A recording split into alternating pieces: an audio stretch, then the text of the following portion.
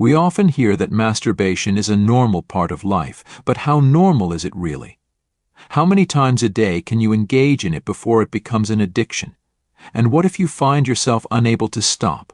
In this discussion, we'll address these questions and explore why it's important to reconsider this seemingly ordinary act, which may actually be undermining your life. I apologize if the introduction seems dramatic, but it's essential to highlight this issue that affects both young people and adults in the 21st century, eroding our willpower. In this video, we'll delve into the scientific and philosophical impacts of masturbation on the brain and examine what Stoicism can teach us about this habit. Be sure to subscribe to our channel and hit the notification bell so you don't miss any updates. The history of masturbation. Let's start with some background. Modern medicine acknowledges that masturbation is a normal behavior, not only in humans but also observed in dogs and other mammals. However, this wasn't always the case. Historically, masturbation was considered immoral, especially for men, due to the belief that it wasted semen, which was thought to be essential for reproduction. For women, there was a concern that masturbation might lead them to find pleasure without a partner. Additionally, there were physical concerns, with claims that masturbation caused various diseases, leading to the belief that it should be avoided. Returning to the present, what do we know about masturbation, particularly for men struggling with insomnia? Research indicates that masturbation can actually aid sleep. According to the French Institute of Health and Medical Research, the male brain deactivates sexual desire after orgasm. The cerebral cortex, which handles conscious thought, goes into a state of rest once a man reaches climax. This not only diminishes the urge for further sexual activity, but also promotes sleep, which is why many men feel drowsy after sexual activity.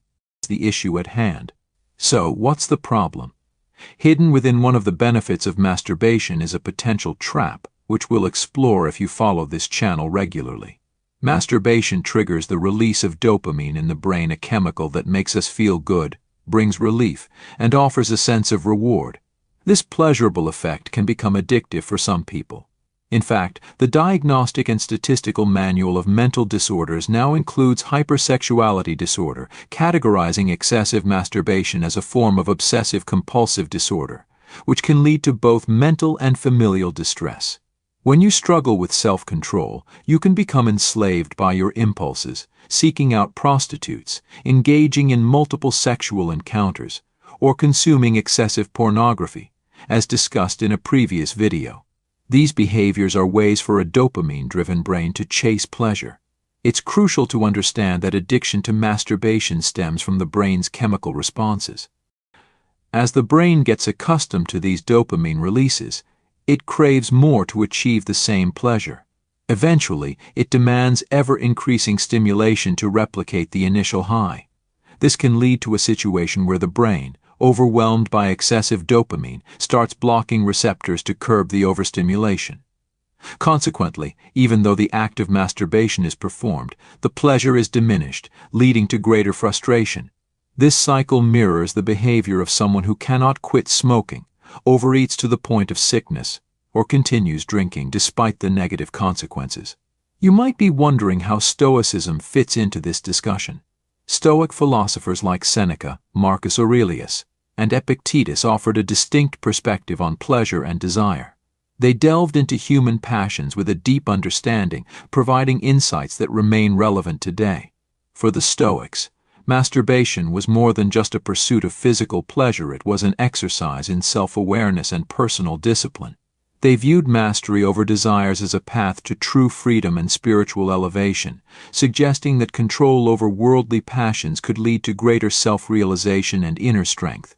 Epicurus argued that it is not merely the pursuit of pleasure but the exercise of self-control that defines a virtuous person. In this light, the ability to enjoy pleasure, while also understanding and regulating it, marks a higher level of self-awareness. Rather than being enslaved by our desires, we should aim to master them, a principle highlighted by Seneca's philosophical insights. For the Stoics, reflecting on masturbation goes beyond mere repression. It involves a deeper understanding and mastery of oneself. This means channeling our emotions into a journey of conscious self-examination. True satisfaction lies not just in fleeting pleasures but in understanding, accepting, and embracing our deepest inclinations. From a Stoic viewpoint, every action affects not only us but also the natural order of the universe. When we give in to our most intense desires, such as through uncontrolled masturbation, we disrupt our harmonious connection with nature, a balance highly valued by the Stoics. We become prisoners of our impulses, losing touch with true inner peace. Compulsive masturbation can stir a storm of emotions within us, with guilt, shame, and dissatisfaction becoming constant companions. The Stoics advocate for managing our intense emotions through introspection and self-regulation. By facing our feelings consciously, we learn to handle them in a healthy and constructive way. The Stoics also encourage us to find inner peace within ourselves. True contentment comes from mastering ourselves and finding joy in simplicity and virtue. Allow me to share an inspiring personal story. Inspirational story. I know someone who once struggled with compulsive masturbation, seeking temporary pleasure but facing emotional turmoil afterward. Through immersing themselves in Stoic teachings and practicing self-control, this person underwent a profound transformation.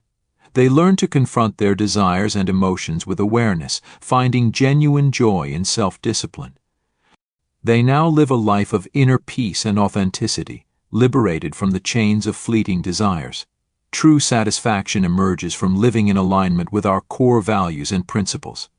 Yielding to temporary urges can lead us away from our higher purposes and true happiness found in virtue and inner peace. By practicing meditation and mindfulness, we can foster the mental serenity needed to resist temptations and manage our emotions constructively. Compulsive behavior can obstruct our mental tranquility, dragging us into regret and diverting us from the peacefulness achieved through self-control and moderation. So, my friend, what are you doing with your life? Do you believe that spending your time watching those videos and seeking pleasure in that way will make you confident or successful? Do you think that after wasting your time and energy on these distractions, you'll attract meaningful relationships? No, that's not the case. Reflect wisely. And I encourage you to comment, I am a powerful person. I have control over my mind. I choose what motivates me. I choose what improves me. Thank you for joining me. If you found this helpful, please like the video and subscribe for more.